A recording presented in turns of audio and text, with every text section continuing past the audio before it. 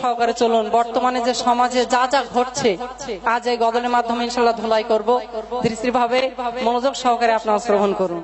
সিরিয়ালে পাগল হলো সারা জামানা, নামাজ ভোলে কিন্তু সিরিয়াল দেখতে ভোলে না। নামাজ ভোলে কিন্তু সিরিয়াল দেখতে ভোলে না।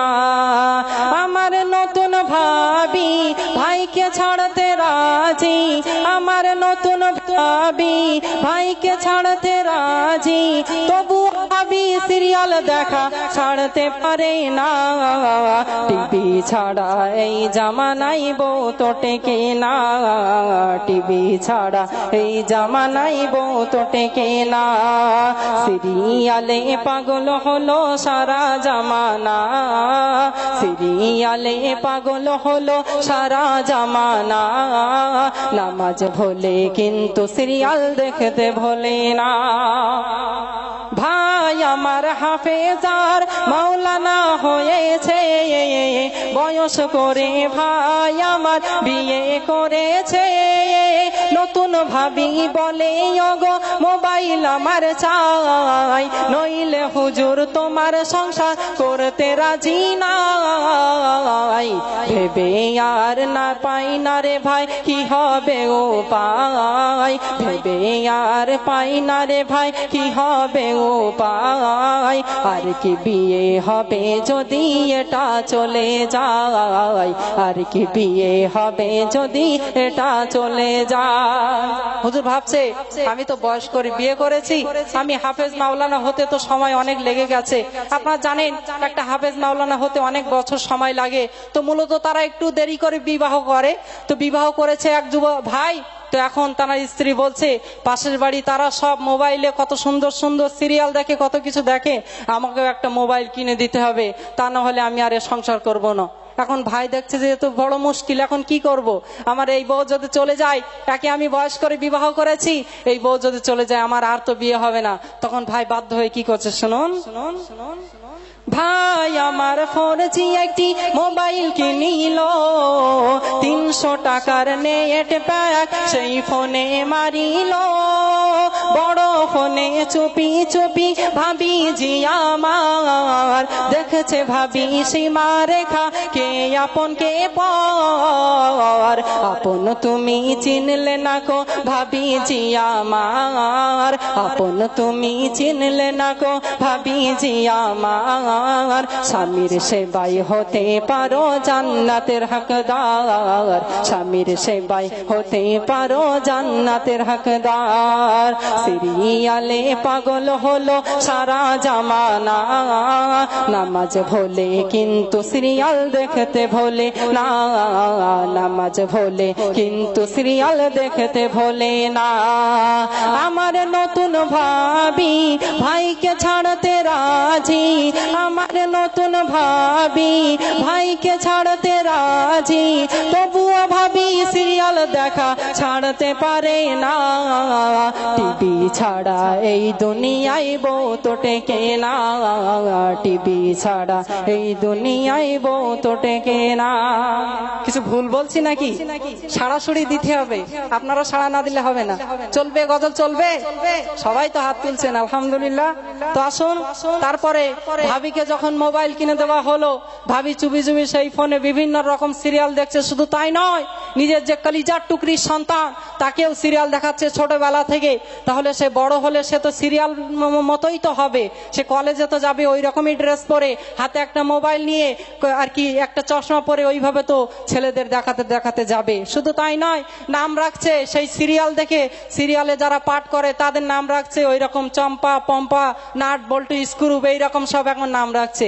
পবিত্র কোরআন শরীফে এসে তোমাদের সন্তান হলে তোমাদের সন্তানদেরকে একটা ইসলামিক নাম রাখো, কেননা কাল কিয়ামতের মহাময়দানে যখন সবকিছু হিসাব হয়ে যাবে, পরিশেষে যখন সেই মানুষকে জাহান্নামী হিসেবে গণ্য করা হবে, তখন আল্লাহ পাক আর কি ফারিস্তাদেরকে ডেকে বলবেন, ও হে আমার মালাইকা ফারিস্তারা, যাও চলে যাও, ওই যে আমার বান্দা বান্দি, ওর তো আর কোনো রেহাই নেই, ও তো জাহান্নামে চলে যাবে। তবু একবার আমি আল্লাহ পাক চান্স দিতে চাই, যাও ওর নামটা জিজ্ঞাসা করো। তখন যদি সে পবিত্র কোরআনের মোতাবেক তার যদি নামটা ইমানটা থাকে তাহলে আল্লাহ পাকের অসীম দয়া, আল্লাহ পাক চাইলে তাকে জান্নাতে দিতে পারে। আর তখন যদি বলে আমার নাম নাট বল্টু স্ক্রু, তাহলে সেই আর কি হাসরের ময়দানে সকলের মাঝে অসম্মানিত হবে এবং জাহান্নামে তাকে যেতেই হবে। তাই তো কবি লিখছেন, শুনুন শুনুন শুনুন শুনুন। ভাবির মেয়ের নাম রেখেছে খাতুনে পম্পা, কাদিস নামা শুরু হয়েছে 7 ভাই চম্পা। এই মেয়েটা বড় হয়ে কি করে ভালো হয়, যদি তার ছোট থেকে সিরিয়াল দেখায়। এমনি সে তো পাগল হবে সিরিয়ালের প্রেমে, এমনি সে তো পাগল হবে সিরিয়ালের প্রেমে। আর হুজুর কটা ধরা পড়েছে এদেরকে এনে, হুজুর কটা ধরা পড়েছে এদেরকে এনে। ঠিক না বলুন? ঠিক তো? আচ্ছা আসুন তারপরে ছন্দে। বর্তমানে আমার এক শ্রেণীর যুবক ভাইরা আছে এবং এক শ্রেণীর আব্বা জানারা আছে, তারা পণের টাকা লওয়ার জন্য খুবই লোভী।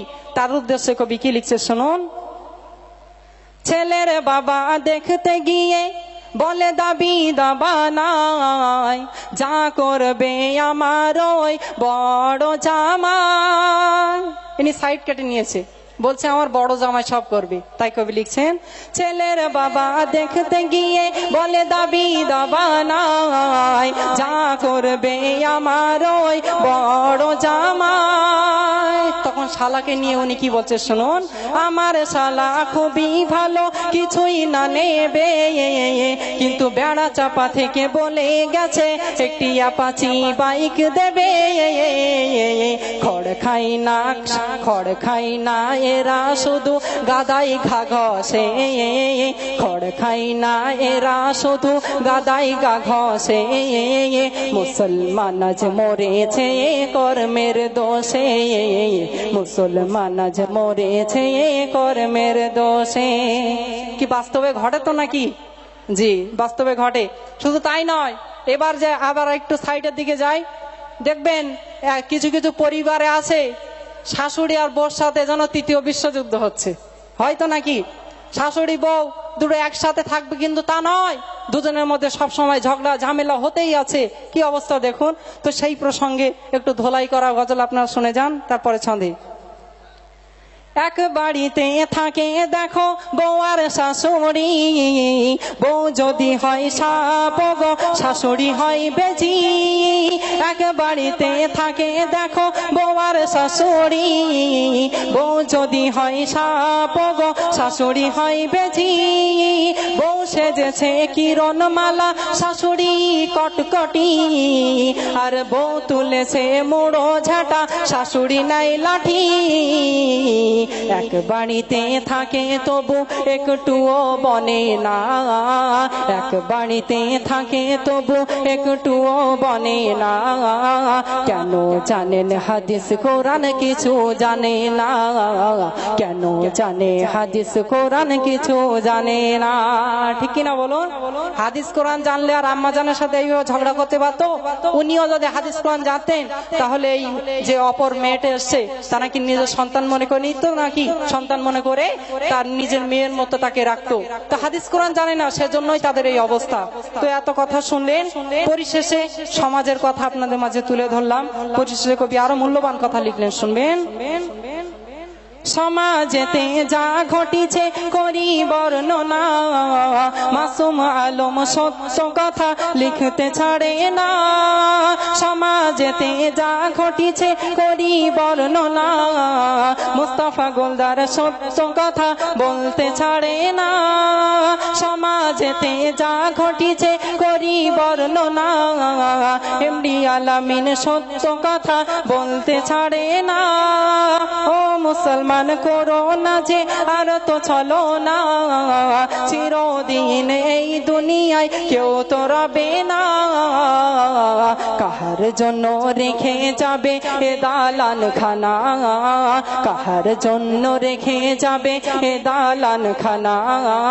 হাসর মাঠে কেউ তো তোমার আপন হবে না, হাসর মাঠে কেউ তো তোমার আপন হবে না। সিরিয়ালে পাগল হলো সারা জামানা, সিরিয়ালে পাগল হলো সারা জামানা।